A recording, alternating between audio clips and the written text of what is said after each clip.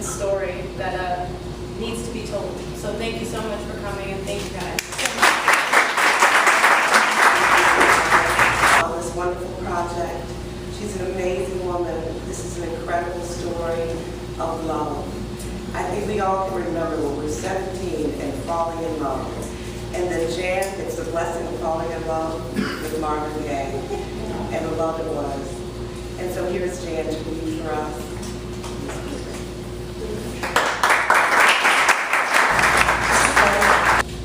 The love story started in 1964 when I was 8. On this May afternoon, approximately 6 months after the assassination of John F. Kennedy, and 3 months after the arrival of the Beatles in the United States, I was seated in front of the black and white television that sat atop Mama Ruth's Magnavox entertainment console. Louis McKay was seated next to me. When American Bandstand came on, we broke into smiles. Louis loved the opening act, Bobby Freeman singing "Come On and Swim," an R&B novelty dance tune. "He's cute," said Louis. "Not as cute as Marvin," I said, my eyes fixed on the second performer, Marvin Gaye, singing "How Sweet It Is." "He can't dance as good as Bobby," said Louis. I didn't bother to argue. At that moment, spoken words were no longer mattered. My heart was speaking words that took me by surprise. I had an instant crush. "Janice," Louis yelled, "you look like you're going crazy. You look like you've lost your mind." I didn't hear Louis's screams. I was lost in my own little girl love. I had a very rich imagination and was convinced that I would meet Marvin Gaye one day. I had all of his 45s and albums. I would study pictures of him. I would sing along, listening to him and Tammy Terrell on my phonograph while imagining their romance. When I reached my love for Marvin, my friends told me I was crazy. I thought it was a crazy dream too, but I still held on to it. I went to school with celebrities. I read stories about Elvis and Priscilla, Jerry Lee Lewis and Myra, and I felt like if I ever met Marvin, maybe I could be his girlfriend or his wife. After all, my mother told me that she dreamed of my father before she actually met him. I just knew it could happen to me too. Dreaming of Marvin was a temporary escape from the foster home where I lived. Later I learned that it was, in fact, an unlicensed operation that flew under the radar. Social services had no knowledge of its existence. The woman who ran the place, Ruth Williams, known to the children as Mama Ruth, answered to no one. Ruth was my primary caretaker from ages 14 months to 14 years. Ruth was both my guardian and my tormentor. She renamed me Janice Williams, as though she were my biological mother. Because of my light complexion, freckled face, and curly locks, I was Ruth's golden child. The rambling two-story house, built in the 20s and situated in central Los Angeles, just off of Pico Boulevard, housed some 12 children, 2 of whom were the stepsons of jazz singer Billie Holiday, Craig and Louis Jr. Because my dad was Slim Gaylord, the famous jazz singer himself, I felt a special bond with the McKay boys. In her mink wrap and fabulous wide-brimmed chapeau, Miss Holiday came to the home only once. She was a lady of ultra-chic style and mysterious beauty. Slim was equally mysterious, a super slick hipster who spoke his own brand of bebop lingo. He actually wrote an entire dictionary and lexicon called Vout. Slim showed up no more than once a year to visit me, the 16th of his 17 children. He always called me sweetheart. 8 years later, Sweet 16 had come and gone. I was no longer Janice Williams. I had been reinvented as Janice Hunter, about to celebrate my 17th birthday. 3 years had passed since I had left Mama Ruth's home. Since then, I had done all I could to suppress the long nightmare of sexual abuse. My mother, Barbara, had taken me in. My mother's husband, Earl Hunter, had lovingly accepted me as his own child. Mom was a white woman of Irish and French descent with dark hair and blue eyes. Although her first two husbands had been white, she was attracted to black men like Slim and Earl, hyper hip characters with street style and extravagant swag. I saw the remote Slim as father, but Earl warm, loving, and protective as daddy. Ed Townsend, a music producer, was part of my mom's circle of hipsters. He was 43, close to my mom's age, but to me he looked 63. He spoke about a hit song he'd written long ago, For Your Love, and was not shy about his success in the music business. But none of this talk interested me until I heard Ed speak the two words my heart that had caused my heart to flutter. Marvin Gaye. What about Marvin Gaye? I'm producing his new album, said Ed. Sure, I said, laughing. I don't believe you. Ed's telling the truth, said Barbara. I still don't believe him. Would you believe me if I got Marvin Gaye to come over here and sing and to meet you and your mom, he asked. Maybe, said Mom. You could get him to come and sing at the baby's 17th birthday party. I can do that, said Ed. I thought about the possibility and wondered whether it would actually happen or if it was just a fantasy too good to be true. Despite my doubts, I told my friends that it was coming true. Marvin Gaye really was coming to serenade me on my birthday. My friends were skeptical, but ultimately they bought into the dream. No matter how improbable, they convinced themselves that Marvin was going to show up. Mom decorated the cake and placed 17 candles on top. At least 20 of my schoolmates came, including my close friends Destiny, Michelle, and Karen. To build up the excitement, we put on Marvin's records, What's Going On, and Trouble Man. Months earlier, looking at the cover photo of Trouble Man, still one of my favorites to this day, Destiny and I decided he was hands down the sexiest creature alive. Now that gorgeous creature would be soon walking through the door. We talked, we danced, but mainly we waited for the arrival of the superstar that all of us had heard on the radio and seen on television. An hour passed, then 2, then 3. Finally, I had to face the facts. He wasn't coming. Some of my friends taunted me, saying, I knew he'd never show. Others were more sympathetic. Either way, I was humiliated. I felt like a fool. I never wanted to hear the name Marvin Gaye again. But when I heard the name a week later, my heart changed my mind. My heart went wild. This time Marvin was coming to me. This time Marvin wasn't coming to me, I was going to him. Ed Townsend was taking me and Mom to the studio where Marvin was recording. I was going to get to meet the man who danced through my dreams ever since I was 8, convincing me that were we ever to meet, we would find each other irresistible. Now fate was arranging that meeting. Now fate was moving me in Marvin's direction.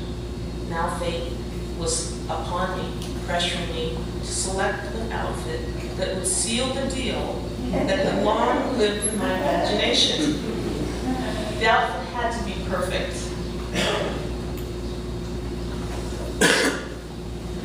The outfit had to be irresistible. I couldn't stop laughing to myself. It was all too good to be believed. I chose a blue and a crew gingham shirt that I tied at the waist. Being top-heavy, I chose a black leotard to wear underneath so I could unbutton my shirt and reveal the full form of my breasts. I chose skin-tight bell-bottom jeans and blue suede platforms. The only thing missing was a coat. Mom, who lived an uninhibited life, had invited one of her more eccentric friends to stay with us. This was Pearline, a classy booster, really great taste. Stop jumping up and down. I can't. I have to know if he's going to call me. I have to know if I'm ever going to see him again. I have no idea. Well, tell me it's possible. Anything is possible, but not everything is right. What could be wrong? He's much older. He's married. Ed says he has a 7-year-old son. None of those words registered with me. I was convinced that on that night of nights, my world had turned upside down. I had met the love of my life. On the night I had met Marvin, he too had been the perfect gentleman. That was well and good, but had he forgotten me? The call came the next day. Mom picked up the receiver. "Hi, Ed," she said, "what's happening?" I ran over and tried to hear what Ed Townsend was telling my mom. I couldn't make out his words, but I didn't have to.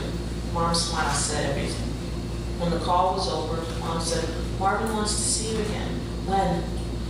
"Tonight." Wow. And without me. My first reaction was that I wanted my mother to come along. I wanted the security of the company. My second reaction, though, was that I didn't want her there at all. I was thrilled by the thought that Marvin wanted to see me alone. "Is it okay for me to go alone?" I asked. "Ed's coming by to pick you up tonight. Ed will be there the whole time." So I mean, if there's anything to criticize about Bud Sullivan, and there are, I'm sure, lots of things, but the sort of main thing is that Jan isn't in the book as a person, because we had never talked. And after the book came out, I think Jan was sort of angry at me for years. And years. And I was kind of scared of Jan. And we have mutual pal, Harry Weiner, who's here.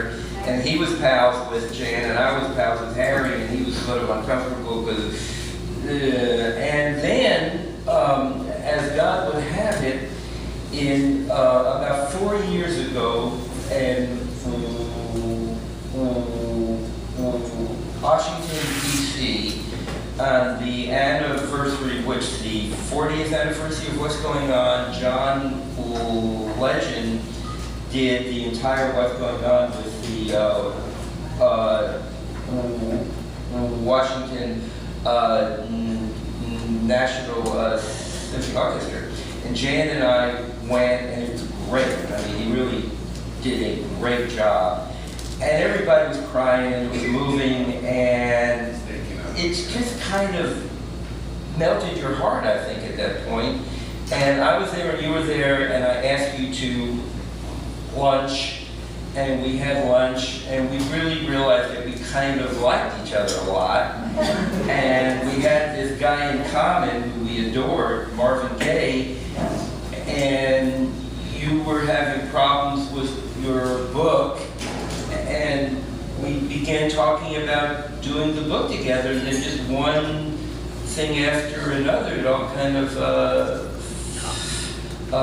fell together, and I'm totally honored because to me, Jan was, to me, the Marvin Jan love story was the one component of Divided Soul that I didn't really kind of tell with the kind of insight that Jan gave. And I'll just end up by saying any chance I have to write about Marvin in any context at all is an honor. I would rather write about Marvin Gaye than anybody, and to be able to help Jan do this book was a complete joy. So anyway, this all has a happy ending. Is there any scripts that are brought to you, or will you have some type of creative input on any movies that may be projecting the life of Marvin Gaye?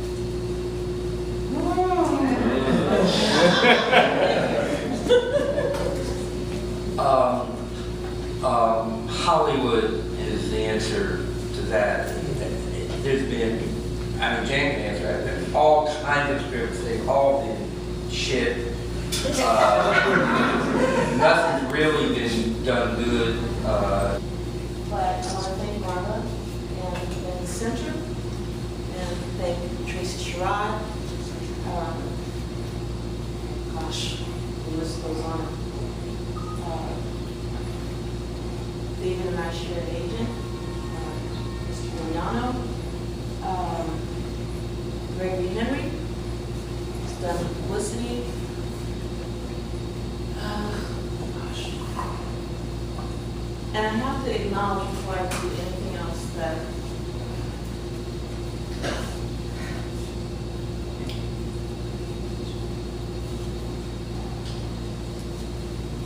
I know Margaret is here with us tonight. That's right.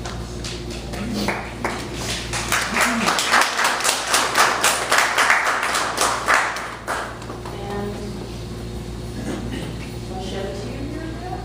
Don't forgive me. I hope you will too. But I see so many friendly faces and so many people that I thank you. People that I love and people that I've loved from afar. Family members that I meet for the first time tonight. Cousin Lee, Cousin Angela, dear Clarence, who's our family photographer and keeps the archives, photographs that I've never seen of my family before, and it's always a thrill to see that. So seeing them in the flesh is extra special for me.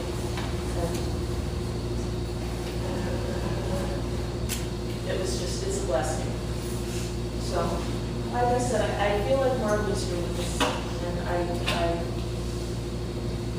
I was asked earlier today if I miss him.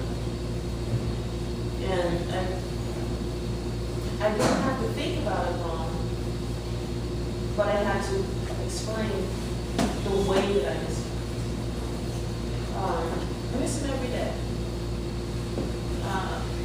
I think about him every day, at least once or twice a day, sometimes more, depending on time of year. And there's so many people here tonight that I know that love him and love his music and will always love his music, because that's the one thing that he left with us that lives forever. And one of the things he said at that little was music is forever, and it is. But especially with Marvin, his music is timeless, and I think it's just a testament to the person he was, regardless of the ups and downs in his life, the ups and downs in our lives together, the ups and downs throughout the 44 years. But beyond those 44 years, like I said, he's still here. He'll always be here. I don't ever fear that he's going anywhere. He'll be kept alive with his music, books that are written. And I have to say a special thank you to David, coming out of the gate. Divided Soul started the trend, and it still sells today and will always sell, because people want to know about Marvin Gaye. And that's one of the reasons. It took me 31 years to do it, but it's one of the reasons that we decided to work together. And for me to tell the story of our love and what it means to me today, and what it means to me going forward. We have 2 children. They're adults now. I always think of them as my babies, and I always will. Nona and Frankie. And I have a beautiful, almost 18-year-old grandson who's probably as tall as the gentleman standing here. And he gets a big kick out of being taller than his granny. But what I get a kick out of is seeing Marvin in his face. When I have those moments of feeling melancholy, I think of my kids. And see their dad or see grandpa, as he calls him. Or I can listen to his music. Just depends on where I am on any given day. Your hair, baby. There you go.